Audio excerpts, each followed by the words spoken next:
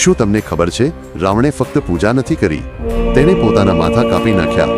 તે ભગવાન શિવને લંકા લઈ જવા માંગતો હતો, પણ વર્ષો સુધી તપ કર્યા છતાં શિવ પ્રગટ થયા નહીં. પછી તેણે ભયાનક પગલું ભર્યું. અગ્નિ પ્રગટાવી અને પોતાના માથા એક પછી એક કાપવા લાગ્યો.